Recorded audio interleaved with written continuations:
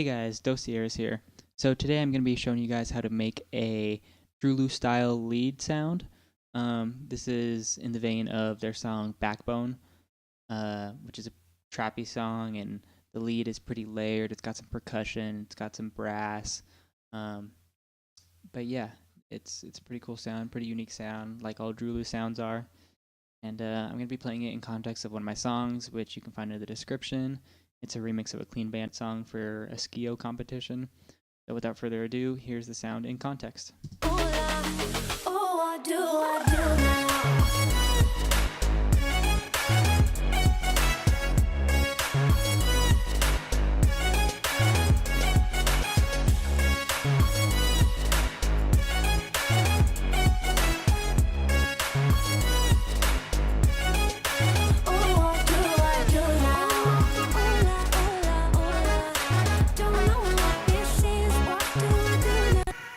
So yeah, the second half of the drop is pretty much the same thing. It's an octave lower though, which is pretty cool. This sounds pretty versatile.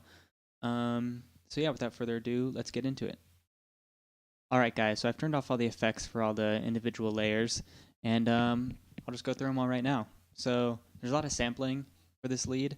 I think DROELOE does sample a lot. They also do, obviously, crazy sound design in Serum. But for this lead, I think it's mostly sampled. They shared an Instagram video on how they made their song Backbone, and so they touched on the lead a little bit. And so the first layer is a brass layer. What I did was I went in Contact and I opened up the brass ensemble and just played a C3, or it might have been C4. I think I played a C4. Played a few of them, and this is the one I liked best. So I dropped that into the simpler.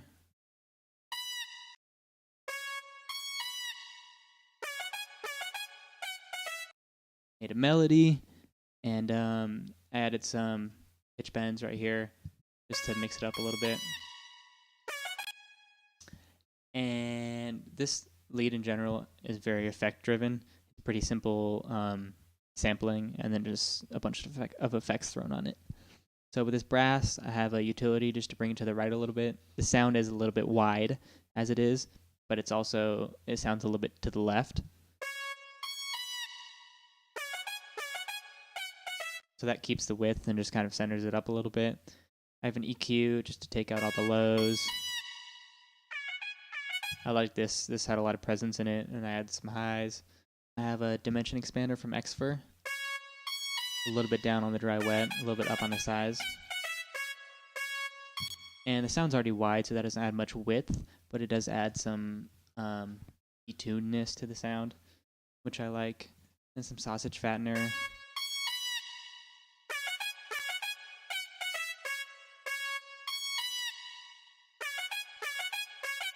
It just fattens it up a little bit, adds some compression, just makes it sound good. It's kind of like the sound goodizer from FL Studio. Then I have a reverb and compression together that bring out the tail in the sound. It kind of actually creates its own tail.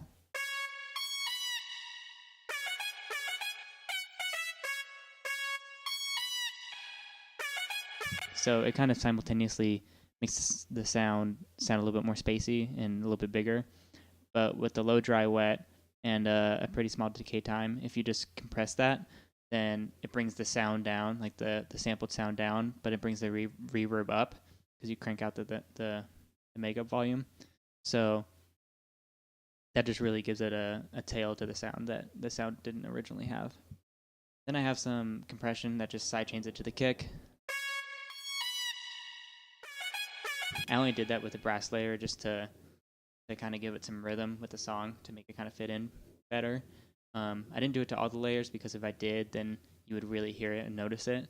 So just doing it to the main layer, kind of, you almost don't even realize that it's being sidechained, but it just subconsciously sounds better.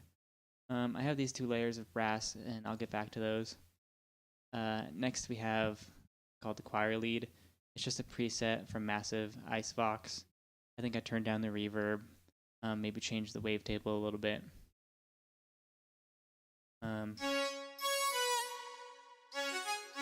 See, so it's a bit of a softer sound.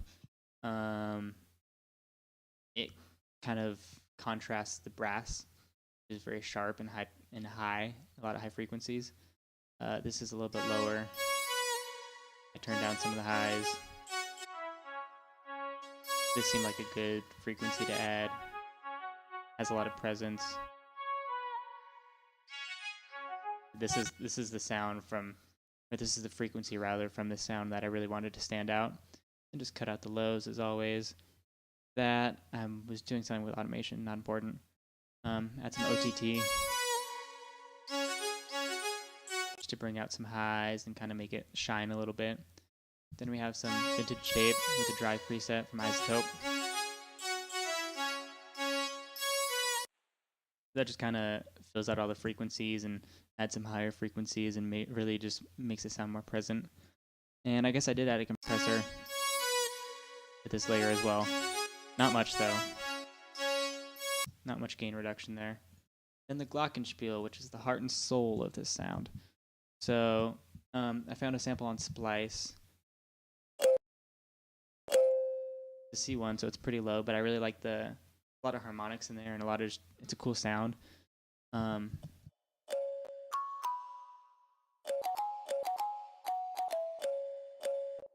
I dropped in the sampler, didn't warp it or anything, but made sure it was on one shot. Brought the width all the way down because I'm gonna spread it out later. And with the EQ, take out the lows, a couple of resonant frequencies right here. See right there. Right there. Take those out. Transient master from Native Instruments. Wanted to add some attack. Take down the sustain.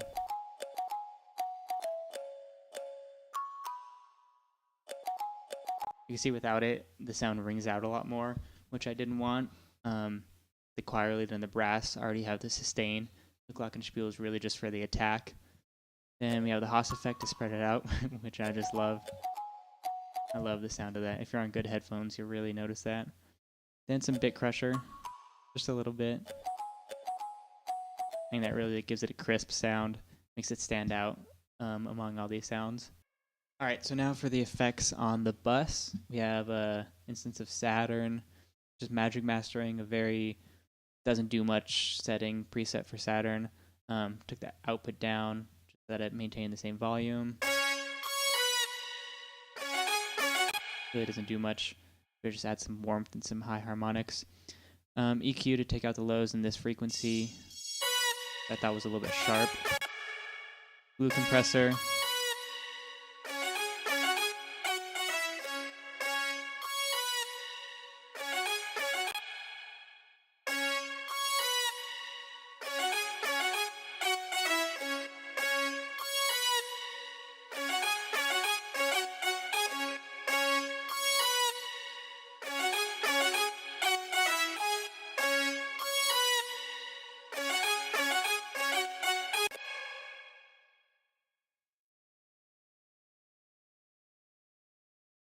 All right, so now for the bus effects, we have an instance of Saturn. It's just on a magic mastering preset just to get a little bit of saturation.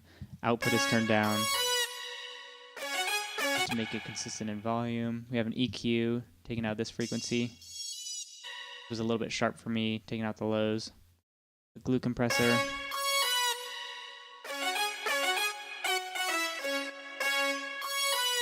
Not doing much, but just kind of gluing the sounds together. We have sausage fattener.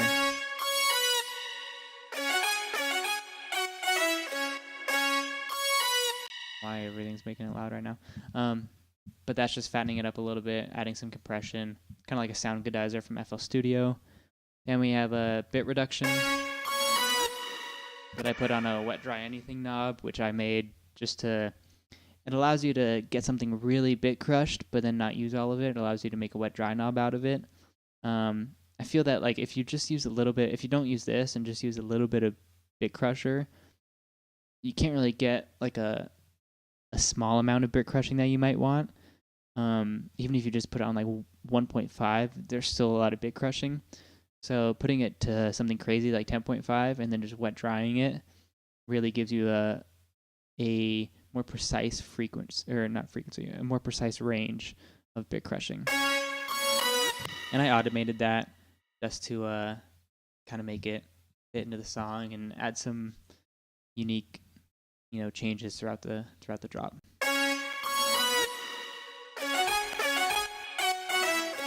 So I think that's pretty cool. Some more EQ just to get rid of some frequencies for vocals and stuff. Some delay.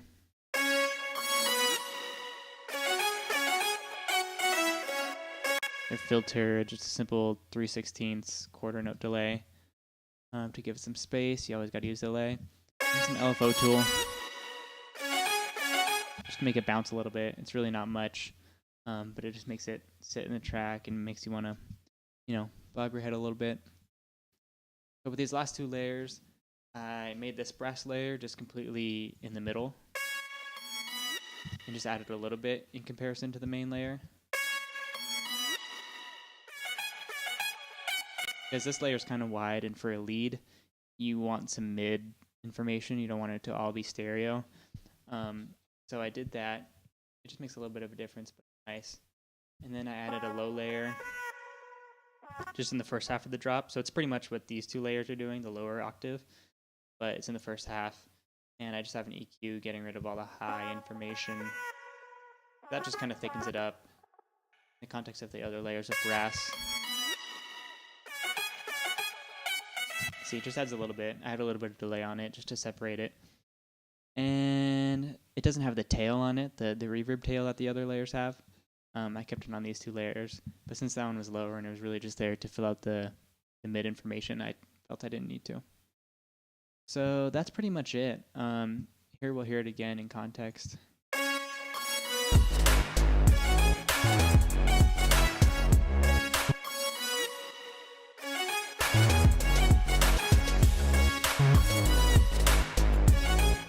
I also have the reverb automated. It's going to this end right here, this lead reverb return bus. And that's just automated just to make it unique because everyone loves that. As much automation as you can is pretty cool in a song like this, just to make it sound different every single bar. You don't want it sounding the same or getting stale. So that's pretty much it. It's not too complicated. There's just a lot of effects just to make everything sit well together and have its job. Brass is there as the main sound. The choir lead is there to kind of provide a softer layer and just kind of fill out the frequency range. And the glockenspiel there is there for the attack and the percussive element. So I hope you guys enjoyed. Please like and subscribe, and comment down below if you guys have any ideas for future tutorials. And I'll play this once more in context of the song. And I hope you guys enjoy. Peace.